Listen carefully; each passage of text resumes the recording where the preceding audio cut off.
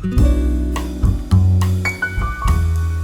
is never by mere chance, right? It is the result of forces working together. So today we have a lot of global speakers who have come to share their experience and their understanding about various topics. I would want to welcome Rik Marselis. He's truly a people's person. He is regarded presenter, trainer, coach, author, consultant who supports many organizations to improve their quality engineering and testing practice. He also supports them with tools and techniques. Hi, Rik. Good morning, Deepti, and good morning, everybody. We are very excited to hear from you about the topic, the end of testing as we know it. So we are all ready to take away the learnings. So over to you, Rik. Yeah, I will share my screen.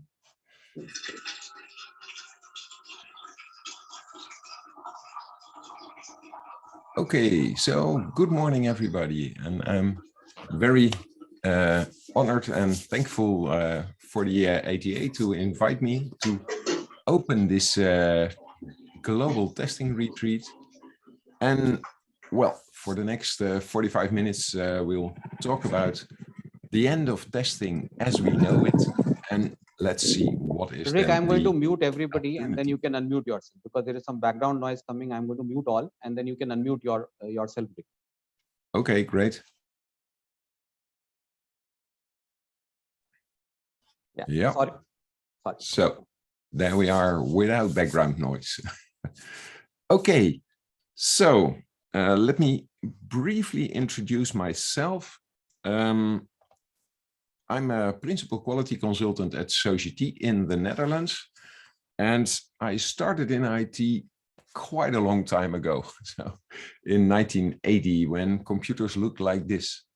I'm a fellow of Society Labs, which means I do a lot of research and development in the field of quality and testing. And I'm involved in TestNet, which is the Association of Testers in the Netherlands. I've been the chairman for 5 years there. And I've been involved in ISTQB since 2006. For example, I was one of the founders of the ISTQB board in Belgium and the Netherlands.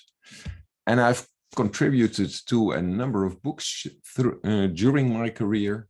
4 years ago, we published Testing in the Digital Age, AI Makes the Difference, which is about testing with AI and testing of AI, which are two quite separate things. And then I become involved in DevOps. And I wondered, what is DevOps and what does it mean, testing in DevOps? And ultimately, together with a couple of colleagues and with the help of about 80 other people, we wrote the book Quality for DevOps Teams. And this is the basis of my talk today. And also there is a chance for you to actually win an electronic copy of that book. Then if you would have any questions during my talk, you can use the chat. I'll try to keep an eye on the chat, and I should have a little bit of time left at the end of my talk, so then we can discuss them. A nice thing that happened to me this year was that ISTQB awarded me the Software Testing Excellence Award, of which I was very honored and thankful. And actually it's standing on my desk here, so this is the actual award. And at Eurostar, I got the Best Tutorial Award. So why do we test? Well, for example, because I once got this. This is an actual screenshot that I took. You get a box, there's 2 crosses, there's an OK button. What do I do? Another reason for testing is if you want to know how something behaves in certain conditions, like this car test. Or some people just try out things, like this guy in California who thought, if I put no on my license plate, then when I get a ticket from the police, I won't actually get the ticket because the system will think there is no license plate. But the story has it that it turned out that it was the other way around. Every time there was no license plate, this guy got the ticket. So look out what you try. Also, we would like to see things like this. You have a nice sign, keep right, but the arrow points left. Well, what do we do? Do we go right? Do we go left? So it's very confusing. And I already mentioned testing of AI. Well, this is what happens with autonomous cars. The autonomous car knows that it is able to cross a dotted line, but it's not allowed to cross a fixed line. So this is how you catch an autonomous car. By the way, this is also why there are debates today if autonomous cars should be allowed to break rules once in a while. Because in this situation, the car should decide at one point in time to break the rule of not crossing the fixed line, because otherwise it will be stuck forever. So several reasons why we would want to test, and there are of course many more, and you know a lot of them, I guess. So then let's have a look. What is testing? Because I'm talking of the end of testing as we know it. So then probably you also want to know, what is testing? Well, in 1979, this book was published, and I'm quite happy that I was able to purchase a second-hand copy of it, because the book is more than 40 years old. And in the book, Rik Marselis says, testing is the process of executing a program with the intent of finding errors. Now, what that boils down to is often something like this. So we have some requirements being created, a design being written, some development code being developed, then something, and then we go live. What is there in this then something? So please put in the chat what you think that should be filled in at this point of the question mark. Okay, and I see a lot of things coming in, and most people type testing or QA or, well, indeed, you were thinking testing or quality assurance, weren't you? But actually, in this book, the book Perfect Software and Other Illusions About Testing, Jerry Weinberg explains something else. Jerry Weinberg explains there should be fixing. Because what do? We know that we're going to make a lot of mistakes in requirements and in design and in development, and then we'll fix them. And then we go live. And if you tell it like this to your manager or a CIO or a CEO or whoever, they will wonder, okay, so if you already know we're going to make lots of mistakes in requirements and design and development, why fix them at the end? Why not do it at the beginning?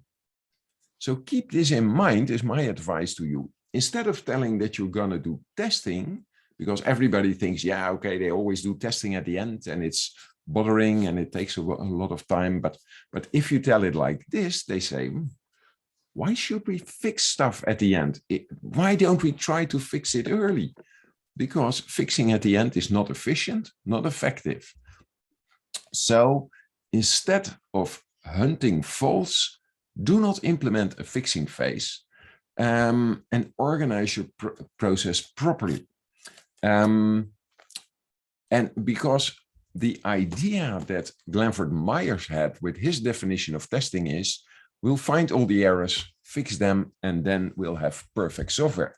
But Jerry Weinberg, in the title of his book, said perfect software doesn't exist, and other illusions about testing.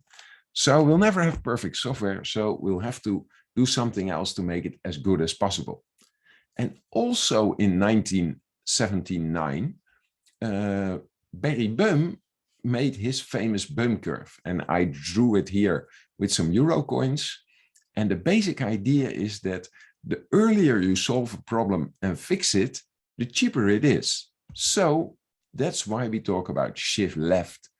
Or another thing is make sure that quality engineering is part of all of your IT delivery activities.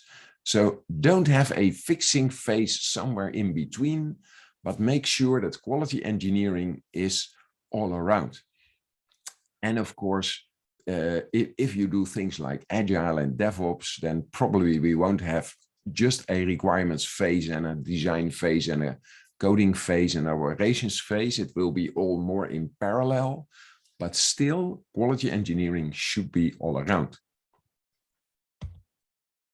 So today, testing is not about hunting bugs. Then what is it? Well, let's look at the start. When I started in IT in 1980, not many organizations already had a computer. So business people just asked for having a computer, having IT stuff, whatever. Today, IT is a no-brainer. So everybody asks something else. They ask to deliver business value and they want quality at speed. Now, to be able to meet these challenges, quality engineering should be the responsibility of everybody who is involved. So QA and testing should be integrated in the IT delivery process and in the people involved. And therefore, the focus of these teams should be that you organize as high-performing cross-functional teams. You know the famous saying of DevOps, you build it, you run it. So it's the same team that creates the software and makes sure it keeps running, which also enhances their idea about quality, because if it fails, you as a team also have to fix it. And the second thing is automate everything. But we always add as long as it is useful, because the automation is not the goal in itself. So we need to deliver quality at speed. That means things we deliver need to be fit for purpose. We need to work towards doing things right first time. But since we're human, we will make some mistakes. So try to find faults as soon as possible so that you don't have faults going forward in your process. Therefore, we want to have continuous feedback, and part of continuous feedback is continuous testing. And of course, the famous shift left, move your quality engineering activities as early as possible. Let's first have a little look at business value. So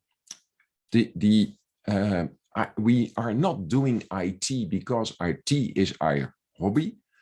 We are doing IT because somebody wants some kind of business value.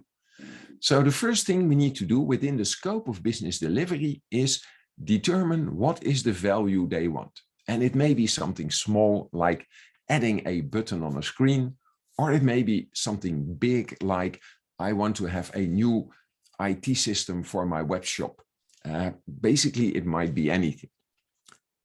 If you know the value that your business people expect, then we come in the scope of IT delivery.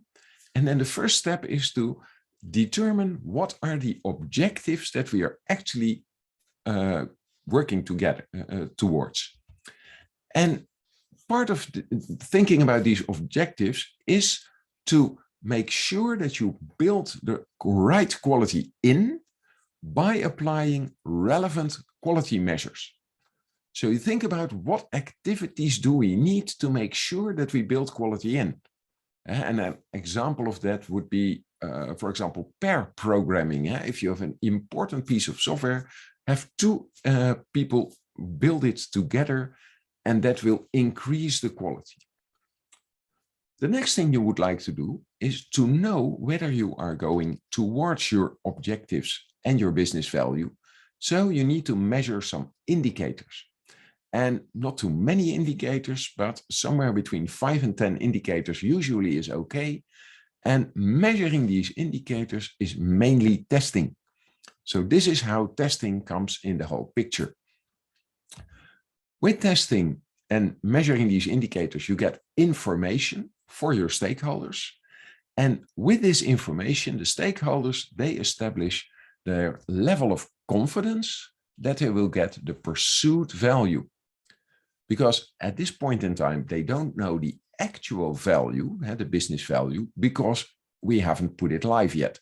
So they need to have confidence that they will get their business value. And when they are confident, then we will go live. So it comes in the scope of IT use, and then the users will experience the real value. Now, if people experience the real value, something interesting happens. They come up with new ideas for new value. And that's why we have this value improvement loop. And the idea of this value improvement loop is that if you work DevOps with a Kanban approach, then you will go through this loop multiple times per day. So you will add pieces of value multiple times. And but if you work Scrum and you have a sprint, for example, of 2 weeks, then this value improvement loop will be every 2 weeks, and you will deliver larger chunks of value every 2 weeks. And even this model works in traditional sequential IT, where it may be a month or 3 months or whatever period of time. And by now, you probably already figured out why we call it a voice model. It's simply the starting letters of value, objectives, indicators, confidence, and experience. So business value is the starting point. And then we want to do quality engineering. Now, the first time I heard the word quality engineering is about 5 years ago now. And we wondered, what actually is it? And not much was known yet. So we started looking into it. And well, together with a group of people, created this definition. So quality engineering is about team members and their stakeholders, like product owners, business people, whoever, taking joint responsibility. So this is the first important thing. It is about joint responsibility. It's not pointing at other people, but coming together and taking responsibility to continuously deliver IT systems with the right quality at the right moment to the business people and their customers. So it is not, which I sometimes read, about the highest possible quality, because often companies don't really need the highest possible quality. If you would be creating software to control let's say a nuclear power plant, then I can understand that you want to have the highest possible quality. But if you are in banking or insurance or a web shop, you do accept the fact that you will, like Jerry Weinberg said, never reach perfect software. So you will need to have the right quality at the right moment. Also, often the highest possible quality takes far too long. So that's not what you want. So the right quality at the right moment. And quality engineering is a principle of software engineering concerned with applying quality measures to assure the quality of IT systems. So it is about thinking of multiple different quality measures. And if you have been in this whole IT for a longer time, then you probably recognize that there are 3 groups of quality measures. So it basically starts with quality engineering, and quality engineering aims at building quality in and doing things right first time. And to do that, we use what we call preventive quality measures. So preventive quality measures, I think it's somewhat of a negative approach because it intends to prevent problems from happening. So I like to put it positively in building quality in and doing things right first time. Now, of course, within quality engineering, we also have testing. So testing is part of quality engineering, and it is about providing information about the quality and the risks that come with it. And quality testing is about detective quality measures, the quality measures that see whether or not there are problems in your system. And last but not least, we have corrective quality measures. And with corrective quality measures, the first thing most people think of is fixing problems. And of course, that is why you have corrective quality measures. But also you want proactive quality improvement. For example, the famous refactoring. So you have software that's working properly, you have tested it, but then you want to refactor your software to, for example, improve the maintainability. So these are the 3 groups of quality measures that are relevant if you want to implement quality engineering in a proper way. So now you may wonder, what is testing? And we already saw the definition of long time ago of Glanford Myers. Now let's have a look at the TMAP definition, because I'm one of the people who is involved in the TMAP body of knowledge. And TMAP, by the way, started 27 years ago with the first TMAP book. And since then, we published many, many books. It's almost 20. And the latest book, Quality for DevOps Teams, we have the first TMAP book that doesn't have testing on the cover. It has quality on the cover. And you can understand why, because it's about quality engineering, which is broader than testing. But an important part of quality engineering, of course, is testing. And this is the definition we use. And I'll first read it out to you, and then I'll give a little explanation. So testing consists of verification, validation, and exploration activities that provide information about the quality and the related risks to establish the level of confidence that a test object will be able to deliver the pursued business value. So it's quite a lengthy definition, although I do know even longer definitions. If you're interested in the history of the definition of testing, then have a look on the Society Labs website or the tmap.net website. I've written a blog about the history of the definition of testing. But let's look at this definition. There is a test object, and that may be anything that you want to test, a small piece of code or a full end-to-end business process. Or, as my favorite example, I have my old desk calculator here. And suppose we want to test it, we want to do verification. Verification means we'll check whether it does what was stated in the requirements document or the specification. Now, suppose for my desk calculator, the specification says 1 + 1 is 3. Obviously, there has been some typo, but maybe nobody noticed. So I do verification, I do 1 + 1. And if the result is 3, verification passes, because verification just looks, have we built what was asked for? Luckily, we also have validation. And validation is about, is it fit for purpose? Now, any math teacher will tell you that 1 + 1 is 2. So if we do 1 + 1 and the result is 3, validation fails. So that's about verification and validation. And you probably heard the definition of testing that contain verification and validation. But what we added is exploration. Because when I was in high school, and of course, that's a long time ago, but I was the first group in the Netherlands who were allowed to use a calculator on the high school exam. And so we got these calculators, and very quickly somebody entered a number, turned it upside down, and then you could read funny text. Now, I am sure that nobody has ever written a specification document that says if you turn your calculator upside down, you should be able to read funny text.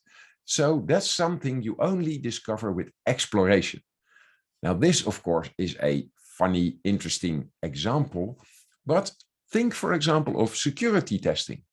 With verification, you check whether there is a user ID, a password, if it blocks when the password goes wrong for a couple of times. With validation, you look at different authorization levels. So a usual, normal employee can do several things, and a senior employee can do something more. So that would be validating if the business process works as we expect.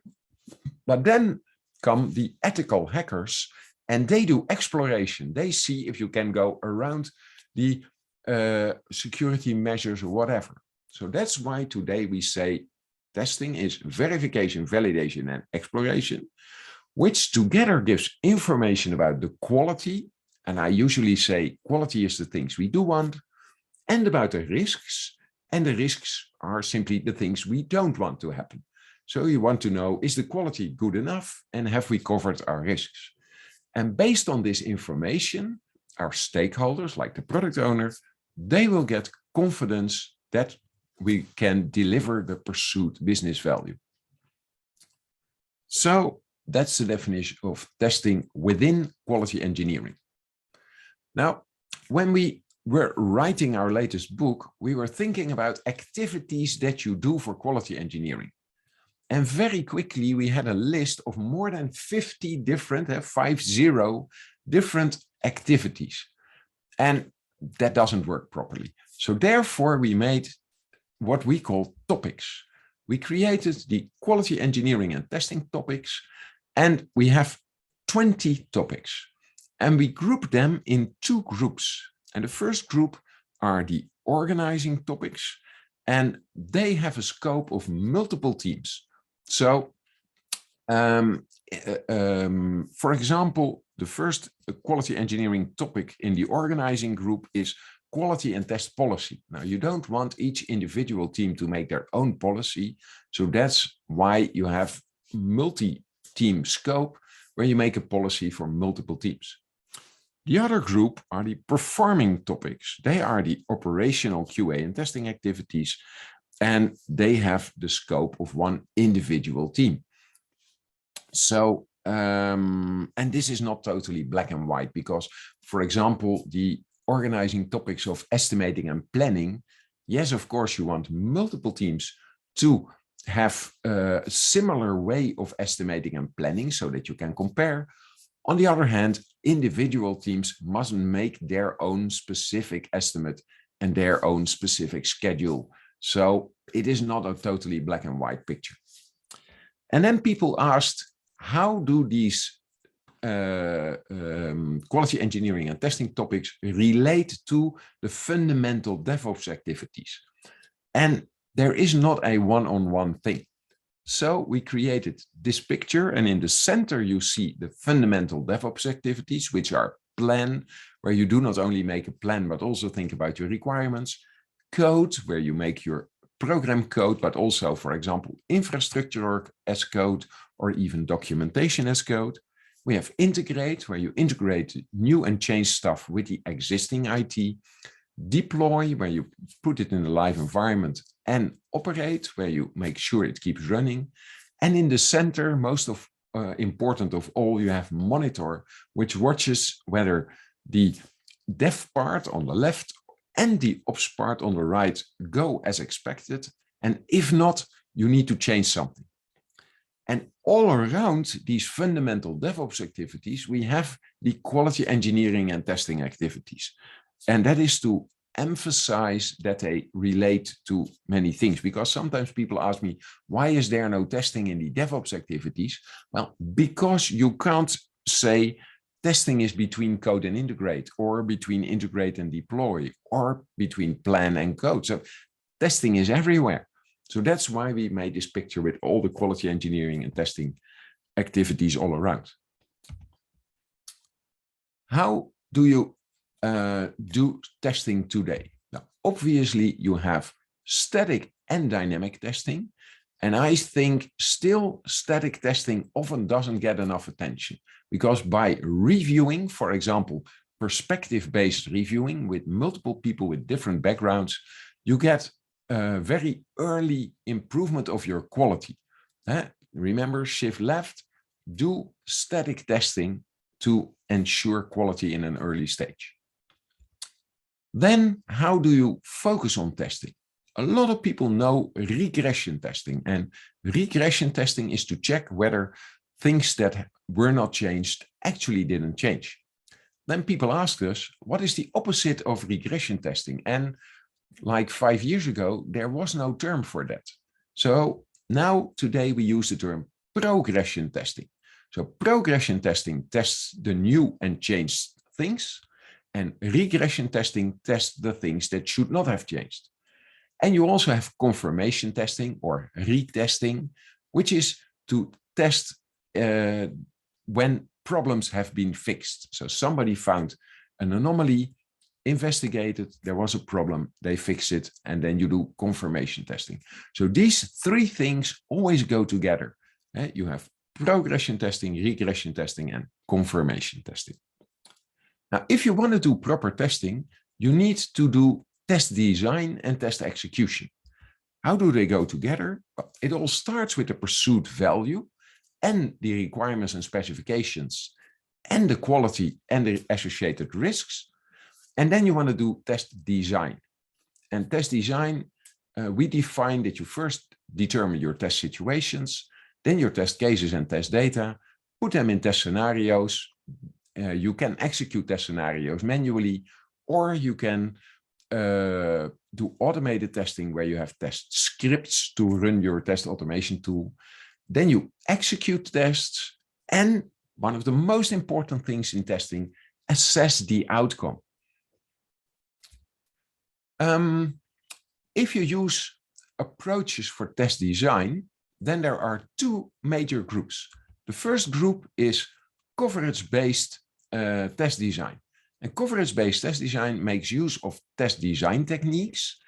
And we found out about 8 years ago that all test design techniques can fit in one of these four groups: process-oriented, condition-oriented, data-oriented, and appearance-oriented. But also we have experience-based testing, where you have checklists, you have error guessing, which was first described by Glanford Myers in his book. But actually, Glanford Myers already said it's largely intuitive and ad hoc, so it's unstructured. Therefore, we have put a sad smiley with error guessing. Much better is exploratory testing. If you like a good book for that, look at the book Explore It by Elizabeth Hendrickson. And there is crowd testing. Now, we always say, always combine exploratory or experience-based testing and coverage-based testing. So don't fully rely on coverage-based testing, and also don't fully rely on experience-based testing. Have you got any clue how many test design techniques are in the world? Well, in TMAP, we support 16 test design techniques, but there are other, we did some investigation, there are some 25 to 30 techniques. These 16 we think are the most important. If you want to do quality engineering properly, you need to use, for example, templates, because you want to make life easy for the people involved. And templates help for that. And by the way, the templates on tmap.net are not the definitive template. No, they are your starting point for creating your own templates. And most of them are in Excel. If you like it in some other way, no problem. But the idea of using templates is that you structure the way you approach it and you make it more consistent. And as an example of one template is a test log, where you keep a log of what tests did we do. And the most important thing in a log is something that is quite often forgotten or doesn't get enough attention. And that is the expected outcome. Because only if you know what you expect, then you can see whether the system actually behaves as expected. And all too often I come across people that say, yeah, but I'll know it when I see it. Well, long time ago, when I was still a beginning programmer, I already learned that if you test without an expectation, then you will miss some problems. So therefore, this is a very important thing. Anyway, what about automation? A lot of people today want to automate their testing. And with automating testing, they usually talk about automated test execution. There are many other things that you can also automate. For example, your test design, or use tools to support your test data management, or deploy cloud infrastructure, so test environment management. But let's now have a look at automated test execution. And then a lot of people talk about continuous testing. Continuous testing is throughout your CI/CD process, your DevOps process. And why is that? Well, because in such a process, you want continuous feedback, and part of continuous feedback is continuous testing. And you want to automate it to be able to test as often and as soon as possible. Let's have a little more look into DevOps. And this is the standard picture that we created of a CI/CD pipeline. And most CI/CD pipelines are more complex than this, but this is the basic setup. And actually, we find it so important that we put the picture on the back cover of the book, because this in DevOps is the starting point. And you have a CI pipeline, also known as build pipeline, and a CD part, which is the release pipeline. And a CI pipeline is basically for one team. So if you have multiple teams working on one business process, then the individual teams will have their own build pipeline. And when they do testing, they do that in the so-called team test stage, where they do all the testing that is within the scope and the reach of one team. And when they are confident that their quality level is high enough and the risks have been covered, then they will deploy to the release pipeline, to the business test stage. And that's where all the deliverables of multiple teams come together. And then the tests are done with a business perspective, not necessarily by business people, but with a business process perspective. And then if the people involved, like a product owner, a business owner, or whoever has enough confidence in the pursued business value, then we'll go live. And in a pipeline, you see these little arrows going to continuous monitoring and feedback. That is because if you automate as much as possible, then you always have to go back to the source stage in the beginning, because that's the only stage where manual interference happens. On the other hand, don't get me wrong, I don't say you always need to do everything automatically in your pipeline. To me, it's not a bad thing to also have some manual tasks. Having said that, still it is good to automate as many as possible. For example, with this test automation pyramid. So the testing pyramid says that you should do many small individual tests on your code to make sure that your code is working. You have some less automated tests on integration level, and only a few tests using the graphical user interface, because these tests are often difficult to maintain, also take a lot of time to create, and they are likely that you need to change them if something changes in your GUI.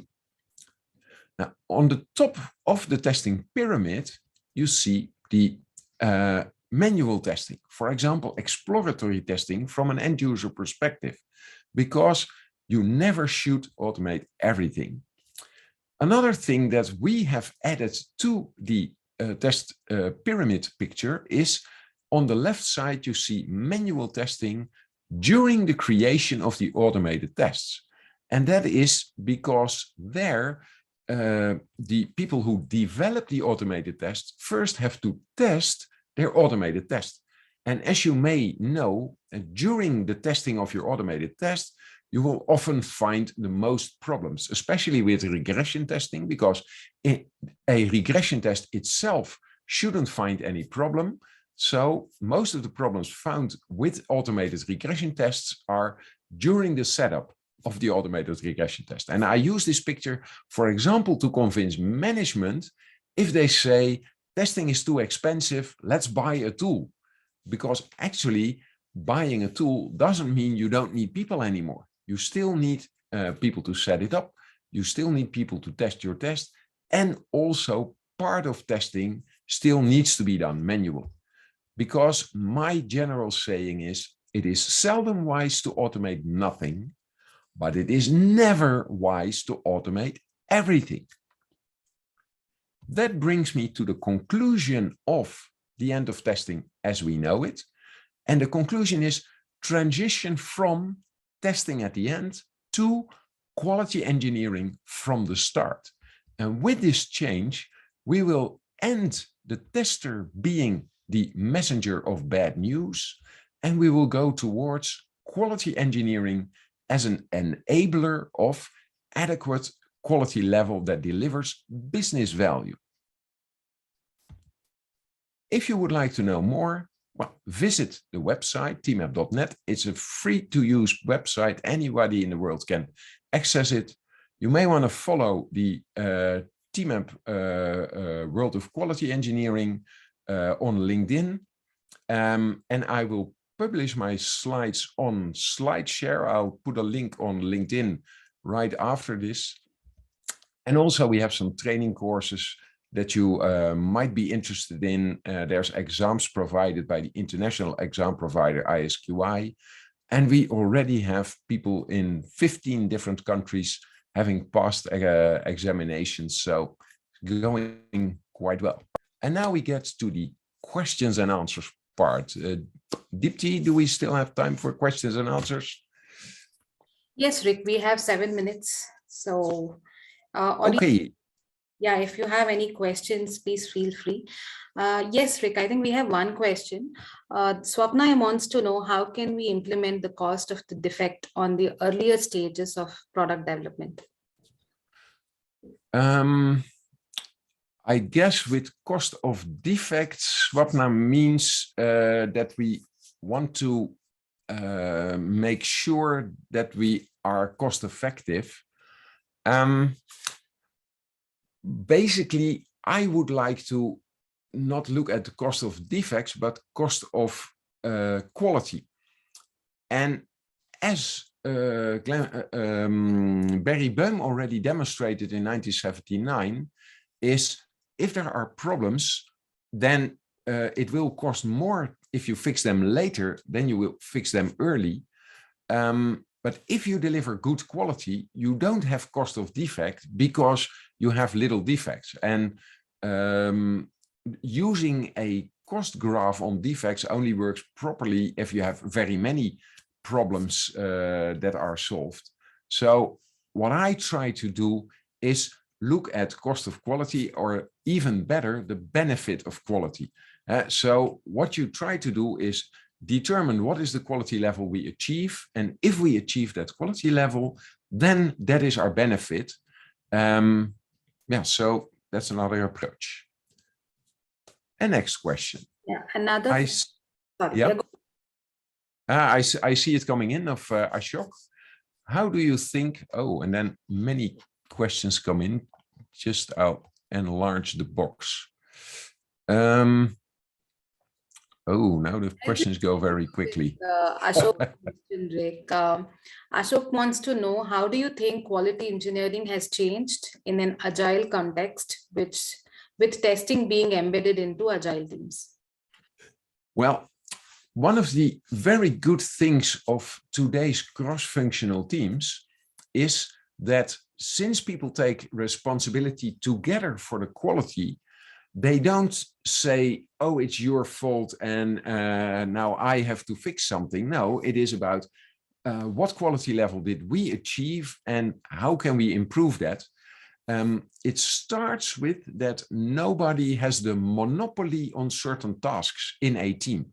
So if I, for example, am testing and I see a very tiny programming problem, I can fix it myself. I don't need to hand it over to somebody who calls themselves a developer. It's better to call everybody in the team a quality engineer. And of course, then I can do a little change. Of course, I can't do big, so for example, build a Java framework because I'm not skilled for that, but do little changes, I could easily do that. The other way around, often you see that at the end of an agile sprint, the testers are overloaded with testing work and the other people are just complaining that it doesn't go quick enough. That's not how it works.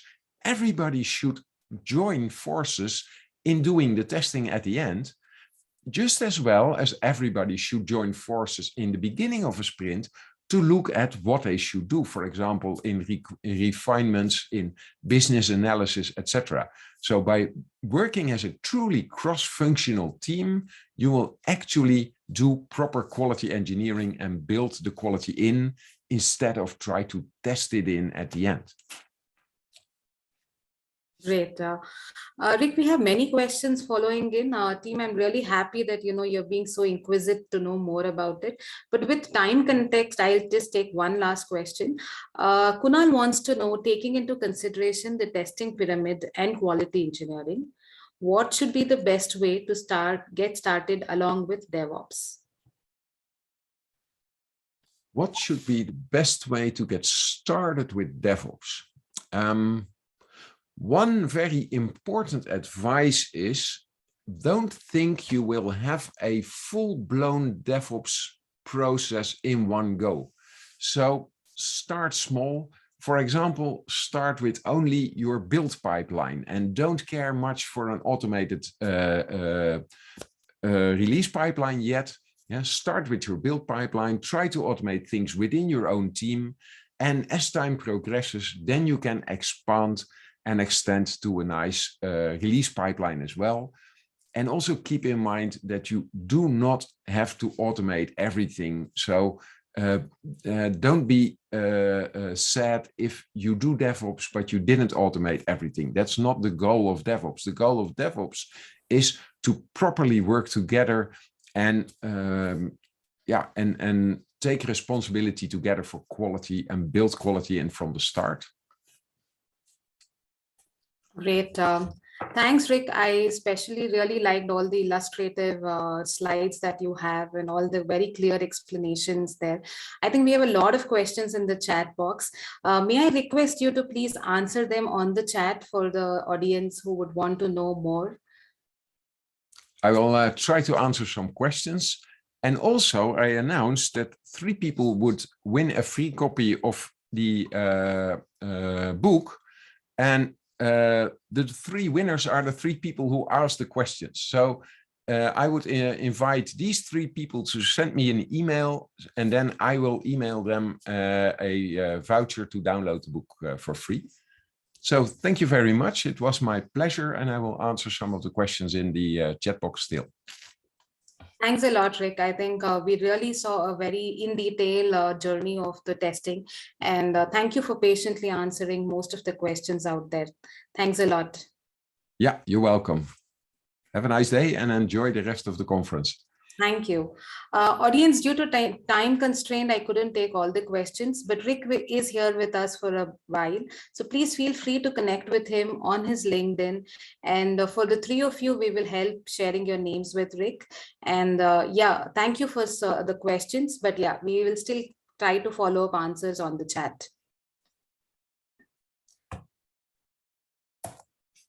Thank you, Rik.